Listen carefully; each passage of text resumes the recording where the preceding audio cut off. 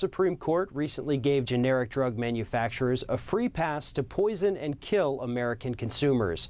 But even before that ruling, generic drug companies were subject to few, if any, federal regulations. Joining me now to discuss this is attorney Howard Nations. Howard, I think most consumers aren't aware of the fact that recently the U.S. Supreme Court pretty much completely took away any way for consumers to hold generic drug manufacturers responsible. They did, and that's particularly important because 75% of drug sales in the United States are generic drugs. This came to a head last month in the Bartlett decision in the U.S. Supreme Court. Karen Bartlett is a very nice lady who had shoulder pain. She went to the drugstore to buy a simple, generic painkiller. As a result of that painkiller, clearly her life was destroyed. Her life's been described now as a living hell. She went to trial before a New Hampshire jury in federal court in New Hampshire applying New Hampshire state law. The jury awarded $21 million for her damages, which was really not a generous award at all, because she certainly, the future care she's going to require is going to take up most of that. That case then went to the Supreme Court, and it gave the Roberts Court the opportunity to finish what they started in the Mensing decision, which is granting total immunity to generic drug manufacturers. In continuing their customary disdain for the American jury, the Roberts Court, the Roberts majority, overturned the jury award and held that the New Hampshire law was preempted by an FDA rule.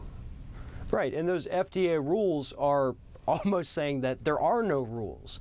And that's what's so ironic about them turning it back over, saying the FDA rules are going to trump, because as we've seen, a great new public citizen report came out recently, there really aren't that many rules and regulations that are put in place that apply to generic drug manufacturers. No, they pretty much get a free rein. The pharmaceutical industry has been trying to buy a free rein in Washington, and so far they've done a very good job. There are three major consequences of this Bartlett decision. The first is generic drug manufacturers have virtual immunity, but in doing so, in acquiring immunity, they also have no incentives to take unsafe drugs off the market or to issue warnings about unsafe drugs that might hinder their sales.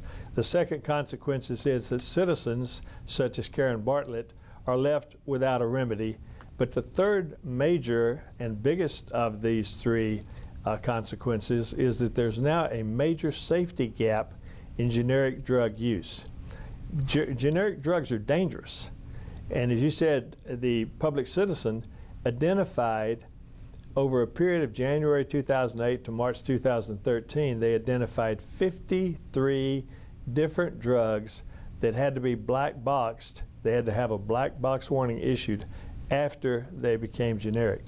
I think one of the most astounding things that people need to be aware of is that with generic drugs, they are not allowed to go and change their label when new problems arise. They have to wait for the name brand drug to do that. Then they're allowed only to change their label to reflect what the name brand has done. And in a lot of cases, the name brand is no longer on the market. So what happens then? Well, the name brand drug no longer has an incentive. As a general rule, after generics come on the market and take a major portion of the market share, the brand name drug has no incentive to come in and spend a lot of money to go through the CBE process or to go through any process to issue new warnings. So the result is, with this ruling, there are no warnings. There are no changes in warnings. There are no taking of the defective drugs off the market. And drugs can be on the market for 40 and 50 years and still be found to be dangerous. For example, Phenergan was approved by the FDA in '51. 53 years later, in 2004, it was black boxed. Reglan was approved in '79. 30 years later, in 2009, black box warning. Darvon and Darvocet approved in '57. And in 2010, 53 years later, black box warning. Prozac, which is still on the market, was approved in '87, black boxed in 2004. So I mean, the fact that it's been on the market a long time doesn't mean that it's got a safety history, because it doesn't.